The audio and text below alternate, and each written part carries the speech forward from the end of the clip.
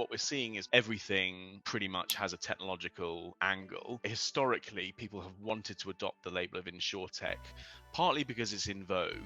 I think partly because people think it does give them some kind of definition. I think one of the great things at the moment, Bryan, is because there is a sort of paring back of investment. Founders in particular are less distracted with capital raising, and they're more focused on what probably originally set their businesses up to do in the first place. But I'm hoping that some kind of discipline is going to come back into the space where people are clearer about what their businesses are, because the term is somewhat redundant. It doesn't tell you anything anymore, because if everything has a technological play in our industry, what's the value of the term? With the exodus of some of the non-industry investors that we're seeing, that's also likely to happen because it's a term that means less to insurance industry investors. It's a really fascinating inflection point, but I am very pro this idea of people being better at defining what it is that they're actually doing and not falling into the trap of just associating themselves with a very confused term. Hi, this is Andrew Johnston, Global Head of InsurTech at Gallagher Re,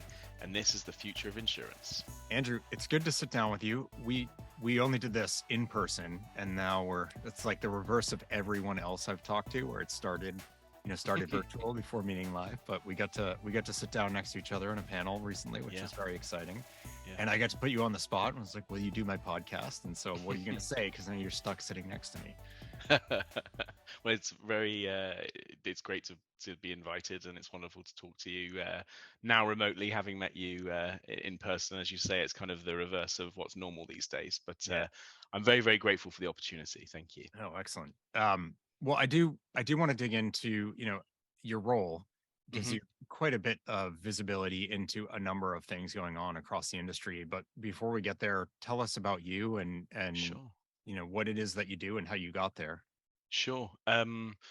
So, as I said, my role is I run the InsurTech business for Gallagher Re, which is the reinsurance broking arm of Arthur J. Gallagher, the risk consultant and broking intermediary.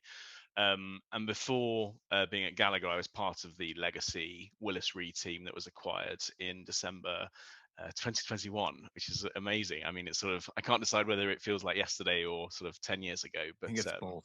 Yeah, right. I mean, it's been amazing so far. And I was with Willis Re, I don't know, for 7 years, I guess, Bryan, and had a very similar role. My background is not insurance or technology at all. I actually spent a long time at university. I was sort of a perpetual student and went all the way through to PhD. And my PhD is in political violence, specifically genocide in Cambodia. And my first job out of school was to work for the UN at the tribunal in Phnom Penh, and did a couple of sort of side agricultural startups as well. But we're still trying to kind of figure it all out. And then at the end of 2015, decided that I wanted to move back to the UK. And my dad, who's recently retired, is a sort of insurance veteran, and he said, "Well, what about the industry?" And I said, "There's absolutely no way I'm going to work in insurance." Anyway, famous last words. Yeah. He introduced me to the then CEO of Willis Re. Probably had the most honest interview I've ever had in my life, where I said, "Look, I don't know anything about this, but I'm sort of keen to learn." And so they brought me on as a senior researcher. To look at emerging risks and trends in the industry from the perspective of a layperson, from somebody with a lot of ignorance around insurance. And I played that role remarkably well. I do the dumb, ignorant person very well. But at that time, cyber was a big deal. Fintech was a big deal. The sharing economy was a big deal. But InsurTech kept coming up over and over again from our clients. Brand new word then. It was a brand new word, right? And people, not dissimilar to today, weren't entirely sure about what it really meant. But I sort of knew instinctively that it was something that, as a global reinsurance broker that had all these clients or so much business, had the benefit of this kind of global macro purview, we could really play in this space. So I set about trying to understand who was doing what where, right? That kind of intellectual academic research never really sort of left me. I wanted to understand it all, and started speaking to any InsurTech that would pick up the phone to me. And interestingly, while the common narrative publicly was this was a sort of force of disruption and disintermediation, and that insurance companies, particularly P&C carriers, should be very worried, right, Yeah. about this emergence of these digital usurpers. The reality is, when I was speaking to them, they said that's not the case at all. We want to work with your clients. We've built tools for them. And so when I started relaying that back to clients in sort of natural conversation, is, well, we would like to meet these companies then. And that was really the genesis of the business that I launched in January 2017, which was Willis Re InsurTech. It was effectively an outsourced research and development tool for clients to leverage. Um, Simultaneously, the InsurTech scene and the label of InsurTech was broadening, Yeah. and it started to encompass not just those companies that were creating software and technology for the industry, but actually a new generation of digitally enabled risk originating businesses, Yeah. many of whom needed reinsurance, right? And so we had this really interesting bifurcation of the model where we became not only a sort of R&D vetting house to make introductions to clients for particular technology vendors, but InsurTechs themselves are actually becoming clients of ours. And so fast forward to today, we have a team of about 16 people in what is now Gallagher Re. The model didn't change when we came over, who are all tasked with finding and working with the best in class businesses that identify with the label of InsurTech, either as clients where they originate risk, or as approved technology vendors, which we can introduce to clients where we think there's an appropriate fit. Yeah. And we have the real benefit of, because we are trusted risk consultants to insurance companies, and we have sort of C-suite executive level relationships, we are not selling technology in the same way that a unknown sales executive of an unknown technology company might have, right? We Yeah. already have that sort of tangible relationship. So I think we've been very, very successful in that. And then finally, I appreciate it's a very long introduction. The one thing I have been doing since 2017 is producing a quarterly report, which was originally called the Willis Towers Watson Quarterly InsurTech Briefing. It's now called the Gallagher Global InsurTech Report, where we publish the numbers that CB Insights and ourselves produce around a common narrative that we pick every year to really try and give some intellectual rigor around what we're seeing, rather than just it being sort of conjectural observation. Yeah. We're backing it up with evidence-based data as well. So that's something that I've been doing in my free time, alongside the broking and the consulting part of my Yeah. job. Well, I will say on that, I have quoted that report numerous times in Great, work that I've done. It's fantastic, and thank I you, should get a link to the latest one thank you. Yeah, that I of can put in course. the show notes because it's wonderful, and it's something that there is so much hype and sort of going down the rabbit hole in different tunnels of still thinking of rabbit holes, different paths within InsurTech Yeah, that you may not get what you want. And this is one that I think does a very thorough job of thank looking you. across the piece, yet giving the depth where you need it. So yeah, That's very excellent, kind of you to excellent say. report. Thank you. And I would say that with you sitting there or not, I've recommended it to plenty of people. So yeah, it is good stuff. Thank you. Um, it was a long intro, but a necessary one. And I think one of the key things is you live that distinction in InsurTech that I think some people miss when they get into some of the debates about it, that it's a blanket term, but it's encompassing really quite wildly different Yeah. things, like at least two pillars, perhaps more. Yep. That I see people passing judgment on InsurTechs, and they're talking Mhm. about insert startup risk taker, or MGA or carrier or whatever. And then I see others that are talking about it as the solution provider or maybe service Mhm. provider enabled by tech. They're both InsurTech, but wildly different spaces. And as you say, it's like from a Gallagher standpoint, two completely different businesses to be Yeah. serving and engaging with. It almost feels like those should be separate roles. Is there something, and maybe I'm putting you on the spot to justify your job, and I don't intend that, but is there something in the interplay that then brings, like, is there something that um, means you should be doing both sides of that? Or does it feel like you're sort of wearing two separate hats? That's a great question. And there is some interplay depending on what the sort of underlying companies can do. I mean, I think particularly in the last couple of years, I personally have felt a huge sense of responsibility to publicly question the term. But obviously, I can't do that on my own. The Yeah. community's got to sort of come out and support that. Um, but as I quite often am sort of quoted saying, it would be more remarkable if a company came into our purview that didn't have some technological relationship, right? I mean, that would be notable, Yeah. right? Where what we're seeing is because of the era that we live in, everything pretty much has a technological angle. And so historically people have wanted to adopt the label of insurtech, partly because it's in vogue. I think partly because people think it does give them some kind of definition, Yeah. although I would actually argue that it probably has the opposite effect. But also, for a very long time, until fairly recently, insurtech was fairly synonymous with a lot of capital being invested, and you've seen better than anybody the impact that dropping the tech word can have at the end of your company name. And so there was a huge motivation for people to identify with that label.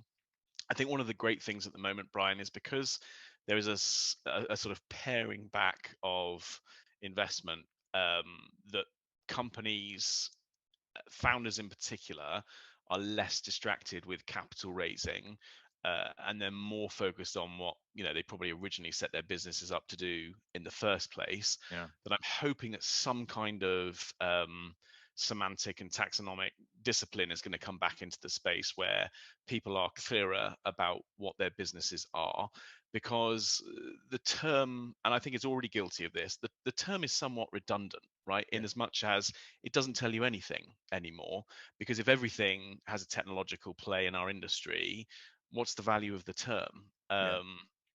And because certain key stakeholders in the industry have not necessarily had a great experience with companies identifying with the label of insurtech, you actually potentially run the risk of doing more damage. Do you go to an underwriter of an existing reinsurer who's backed a couple of deals that haven't gone well and have the door sort of slammed in your face because of a relationship with you know, a phenomena that is actually not particularly appropriate? Yeah. I think with the exodus of some of the non-industry investors that we're seeing, that's also likely to happen because it's a term that means less to insurance industry investors, and is less important. So it's a really fascinating inflection point, but I am very pro this idea of people being better at defining what it is that they're actually doing and not falling into the trap of just associating themselves with a very confused term. Yeah. It's it's similar in some ways to the whole .com. Hmm. Every business, or they put an E, maybe an Hmm. I, once the Hmm. iPod came out. And it's like, okay, we get it. You're on the internet, but Hmm. everyone's on the internet. So at what Hmm. point can we stop saying that? Like, are you Yep. a .com? Yep. Um, yeah, I haven't heard someone referenced as a .com in a long time, but Right. I still, It would be still, laughable, yeah, right? yeah. Hopefully we get to that place with InsurTech. It's like, I that's think we great. are. You put InsurTech in your name, but Yeah. you're a Yeah. tech company in the insurance space. I got that. Yep. Um, okay.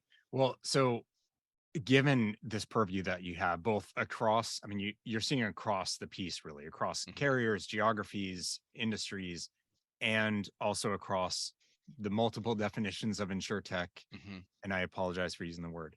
Um, what what sorts of things are you getting into right now? And when I say right now, I mean in particular the sort of post funding shift. And I don't want to say implosion because I think it was a sort of like exuberance has melted. Some of the outside investors who really didn't have um, a reason to be in the space other Hmm. than a bit of FOMO and followership, Hmm. not really understanding the depth of it. Hmm. um, I think the money that's there now is much more committed and knowledgeable. Yeah. And look, every bubble goes through that. Again, .com 99 2000, Mhm. necessary shift but painful. So with today's world, from an investing standpoint, a startup standpoint, are there themes that you've seen emerge that seem to be holding water? Yes, absolutely. And just on that funding piece, Brian, I mean, it seems like we've kind of drop down massively. But I think that's more a reflection of how huge 2021 was. Yeah. If you look at the numbers that we're publishing at the moment, we're sort of publishing 2020 numbers. And if you remember the sentiment at that time, there was this huge expectation that this runaway train was never going to end, right? And so we're back to still very, very high numbers, just not the astronomically high numbers that we saw in Right. 2021. But one can't help but interpret that as some kind of downturn. What's actually happening is fewer mega round deals are being done. So I think it was in Q4 of 2021, one single deal was over $1 billion.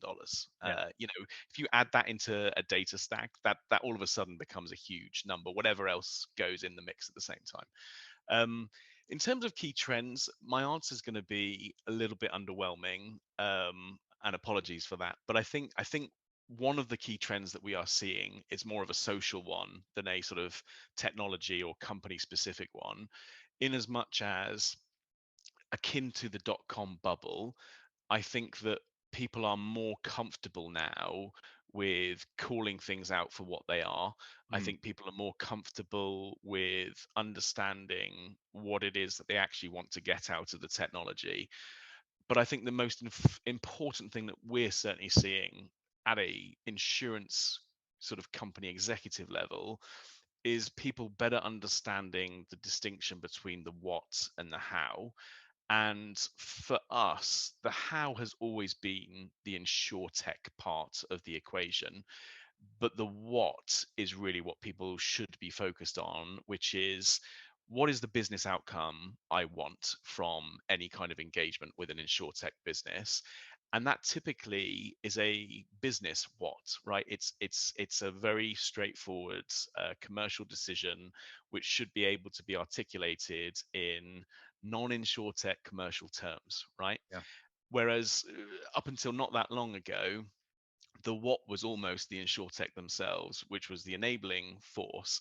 And I think a lot of that was partly because the InsurTechs themselves were trying to sell themselves as the product, as the solution. But also, I think that companies weren't comfortable enough to not be distracted by the InsurTech as the product. But there has been a cultural shift. But that was always going to take time, right? I mean, if you look at the dot-com bubble, if you look at any bubble that you have that sort of goes before this, you kind of think, well, why are we making the same mistakes over and over again? But you've got to recognize that two very disparate worlds were colliding. Mm. And I think a lot of insurance people didn't feel comfortable enough in the technology world to be able to make the decision to say no, particularly when they were seeing their peers kind of going all in. So there's Yeah. a lot more discipline now. There's a lot more nuance. I think there's a lot more sophistication around selecting companies. I think there's a lot more confidence, particularly with incumbents, to say, you know what, this actually isn't right for us. And the answer might not be a technological one, which I think is a real light bulb moment for a lot of people, no pun intended.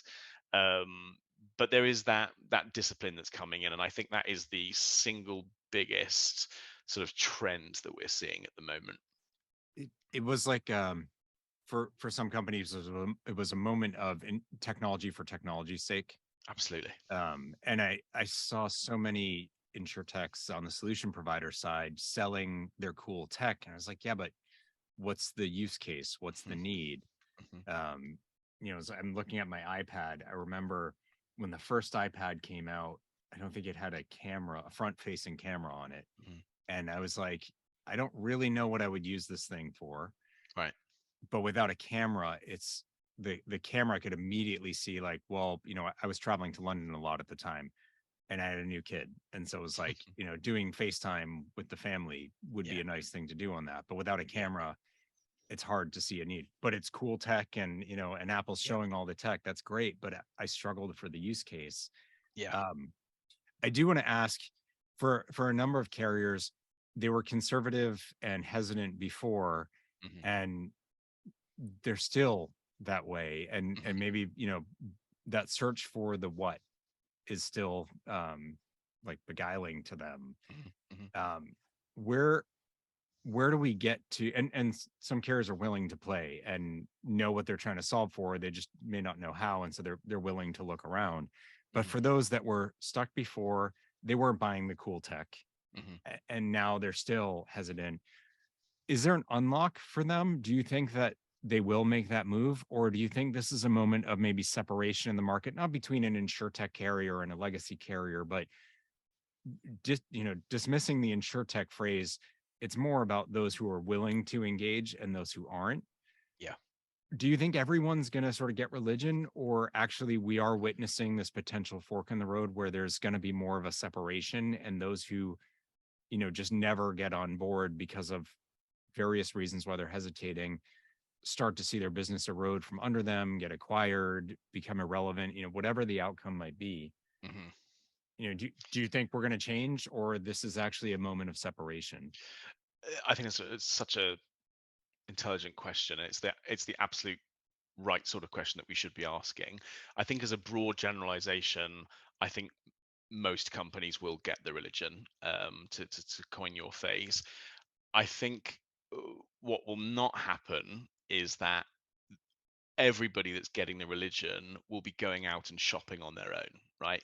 I think that a lot of people will get religion by proxy, in as much as companies like ours might start embedding some technological solutions that are not even sort of introduced to clients. They just are using it by definition. So Oh, a interesting. reinsurance placement platform, for example, Yeah. um, it may just be that we sort of plug an API into a data matrix or a rater of a carrier, and they don't even realize that they've been digitized in the process. And we're seeing that already. I mean, this is not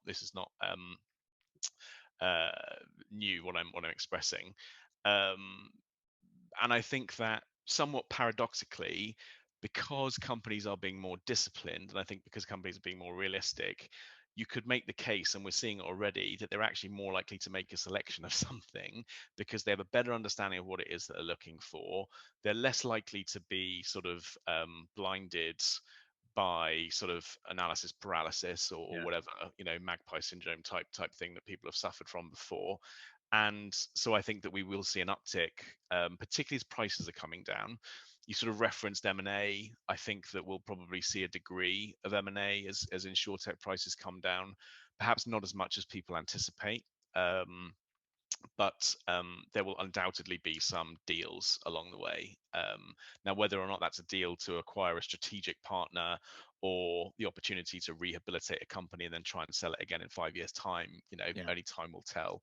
But I think that it is almost it would be stranger, I think, in this environment for an insurance company not to digitize or be digitized, either by Yeah. themselves or by somebody else. Yeah. There was a I think it was an InsurTech commentator a few years ago that said all insurers will be InsurTech. I think the sort of opposite will almost happen, which is that label will just become redundant, and all that's going to happen is insurers are going to evolve with the times, which is a sort of digital evolution, because that is what is available to us. But I don't see it as a bifurcation, at all, and it's happening Yeah. already. And then just to go back to a great point you made earlier about the business case of InsurTechs, I think a lot of InsurTechs have got to realize the context into which they're selling as well. And just to kind of give you an example, if their solution can save you 10 points, but it costs the equivalent of 15 points, then why would anybody do that, right? And I think that idea is lost on a lot of third party vendors, that while their solution can be accretive and can have an impact on margin, if the integration costs, or if their own sort of SaaS costs are higher than what they're offering ultimately, then it's not good business. Yeah. And I think that's dawning on people too. Yeah. I do see the opposite of that situation where I'm I'm left as a CEO feeling like if I was the CEO of that organization, that person would be fired for their decision. And it's Mm, where you have like loss ratio could come down 5 or 6 points and the expense would sit at about a point. mhm, And to hear, head of claims or chief actuary or data science officer saying, oh, that's not that much of a benefit. mhm, And having run claims before, I've said this a number of times. If my CEO called me, it's like, Bryan, you need to cut our loss ratio by 5 or 6 points. Short of not paying valid claims, Right. we would never do. Right. I have no idea how you deliver that level loss turnaround that quickly. Mm-hmm. And so to see people just sort of be like, oh, you know, what we're doing is good enough already. It's like, no, it's not. It's 6 points worse. And Yeah. you've done the pilot and you've seen that. Um, I think I totally agree with you that you know, if it costs more than it benefits, or the difference isn't enough to cover the return on capital, absolutely don't do it. But I'm always appalled when I think it's the sense of change and uncertainty that holds people back. But I love your notion of sort of innovating or digitizing by proxy. Mm-hmm. You know, I've heard they'll like digitize or innovate or die, or you Right. get enough FOMO and you're slipping behind, so you then have to. But what I haven't heard people talk about is this sort of notion that it's happening to you kind of under your nose, Yep. Yep. you know, as it does in our day-to-day lives. Right now your bank is working that way, and that's how you're consuming Yep. media, and like more and more we end up becoming digitized without even really realizing it or even having the chance to fight against it. So there's a huge community effort that's going on, and I guess again this is one of the wonderful parts of my job. Some of these community initiatives can only really be driven by the global brokers Yeah. or the kind of global communities, but it's absolutely happening. And whether or not you want to kind of label that InsurTech or whatever, it is happening because it's not in our interests to not be able to do business with somebody. And if our solution is to be truly realized and it's a technological one, let's just take data capture as an example. If as part of that equation we can't digitally capture the data, then you sort of undermine what you're trying to do from day one. And Yeah. so rather than trying to necessarily evangelize that somebody copycats what you're doing and joins you, just make it available to them. Yeah. And I won't get into the semantics of embedded, but that to me is a truly embedded offering, right? You don't see it, it doesn't cost you any extra money, and yet you're getting the benefit of it. And it has to be that way, Bryan. Yeah. This community is too nuanced and it's too subtle to expect everybody just to go out and shop for tech in the way that the large, super sophisticated carriers are able to do. Before I let you go, I do want to get a bit of prognostication. Is where again, I'm sort of struck by the purview that you get to have in your job. And I think I told you this when we were in person, is I don't think I'd get anything done if I was doing your job. I'd just be like playing and watching and Yeah, thinking this is all yeah. very cool. So kudos to you. But where do you see things heading and playing out as you look, you know, not 20 years out, but with some longer term view of things?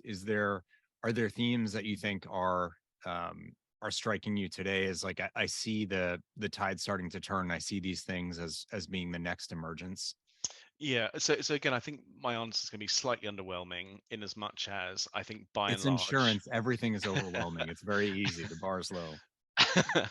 I think things will look less different than people might anticipate, right? We are still ultimately trying to match risk with capital in a regulated um, way, supported by fairly watertight contracts in Hmm. the context of a pool of shared risk, right? And so, we could probably spend a whole other podcast going into what that means as it relates to data minutia, but for the sake of argument, let's kind of keep it at that.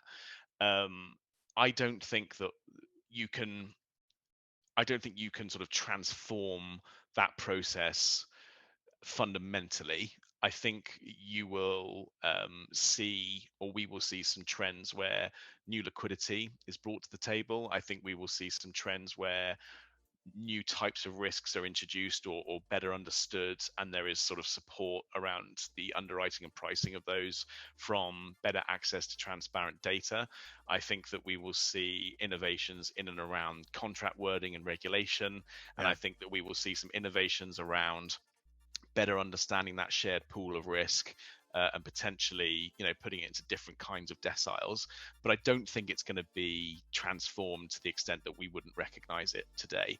Now in 20 years time, somebody might play this video back to me when we're on hoverboards and say what an idiot you were, and I'd be happy to eat my words.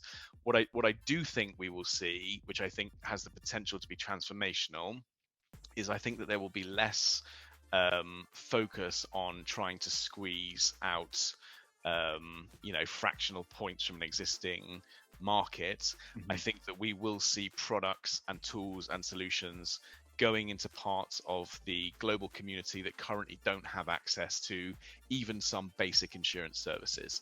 And again, we're seeing that already, whether or not it's a kind of subtle parametric offering that public funds are buying on behalf of a community of people, or a government buying on behalf of a nation state, all the way down to people being able to buy scooter insurance on their phone, and that's underwritten by a company that doesn't even have a bricks and mortar office in that location.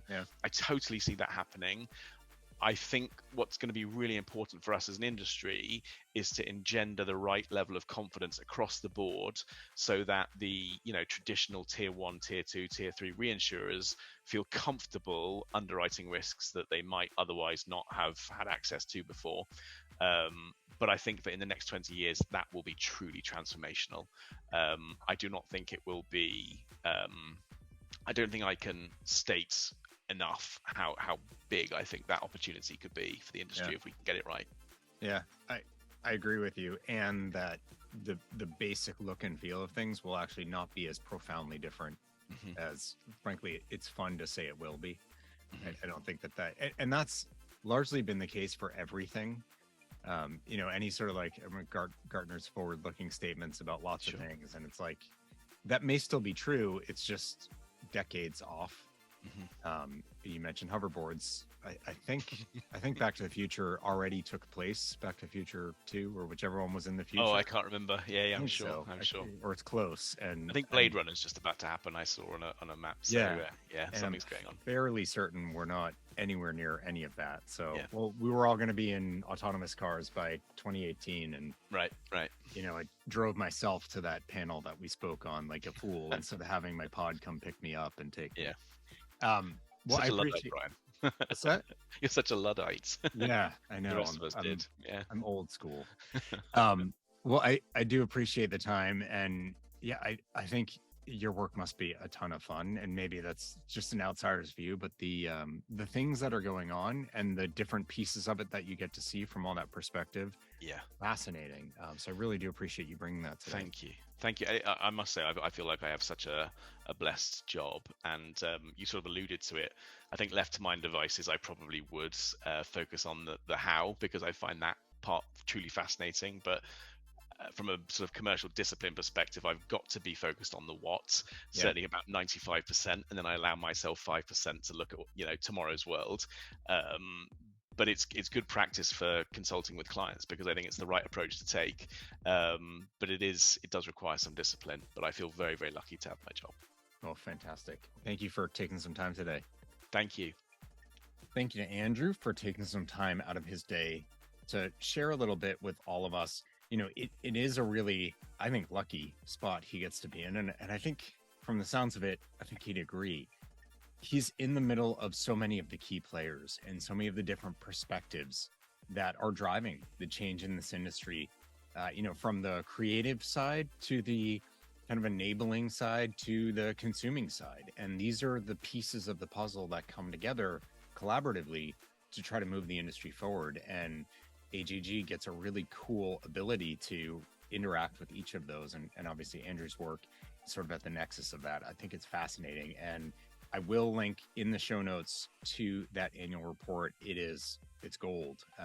That has actually been, as I mentioned in the show, like something I've referenced a number of times. The information in it, the insights in it, the data behind it is invaluable.